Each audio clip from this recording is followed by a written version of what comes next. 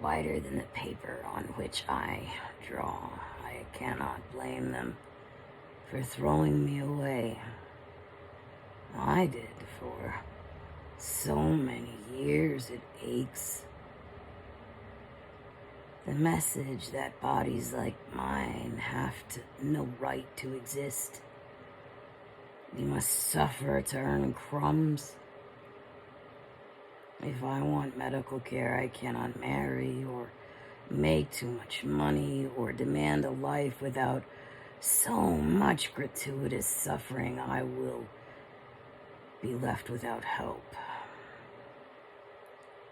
To be so privileged to have come to this blissful nothingness. Everything you taught me was wrong. All of the hatred I held for these loose, unreliable joints and the acres of extra skin made me gloss over all the determination, the creative resilience. Once a neighbor feeling trepidation over my meditations for things like Tonglen sounded dangerous and satanic, suggested I needed a guru, someone to show me the correct way to worship or pray or whatever the fuck I was doing. A failure as a woman, alone and childless, how could I ever hope to have any real joy or love and then take my health away? No, she said. No good can come from this. You're a fool. Only this is the third year of pain unfolding, new infinities between 9 and 10. The past few days have been so hard. And today I am medicating, muscle relaxer, pot, insulin, all the goodness that lets the screaming of raw, inflamed nerves be one voice in a choir. A loud one, off-key and deeply grating. Only I can make such glorious noise on my own that all the suffering is held in its place. The price paid to live in time and story that so few have cared is just another aspect of the farce to laugh at. I would have gotten here decades faster if I had been loved and championed in ways I could grasp. But I would not be so funny or as easily entertained or as fucking grateful. Even though the languages of faith all fell away, the world's fundamentalists would create a place that has no place for me or those I love. All the beautiful, brave, and strange who also do not fit in this oddly specific version of worthy or holy or tolerable. My appearance does not suggest my depths. I am done going over my CV of suffering. There are books already written. But I spent so long crying, begging for help and solace, only to finally get over myself. If God hates me and wanted me, as they said, to live a life alone and miserable, well, my rebellion is to gather as much laughter and delight inside this solitude and hoard love so successfully from every stroke of my pen that love could rewrite me. No. No one believes I'm in pain. They argue I must be suicidal. My doctor demands full neuropsych testing to confirm I can feel pain at all before I can see any more specialists.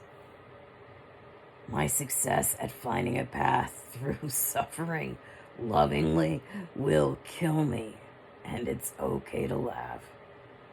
Even more so if you know the ridiculous self-destructive lengths I went to so someone would love me.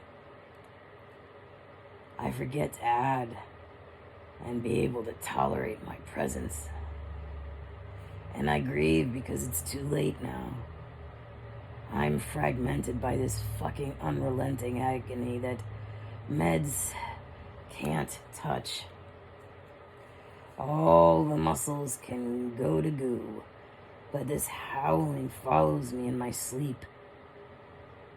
Pain took the quick out of my wits. Often I am consciously breathing and speaking. I cannot person in this state. People scream, call me slow, say I'm ableist. I will forever be at a disadvantage. People find it easier to believe I am taking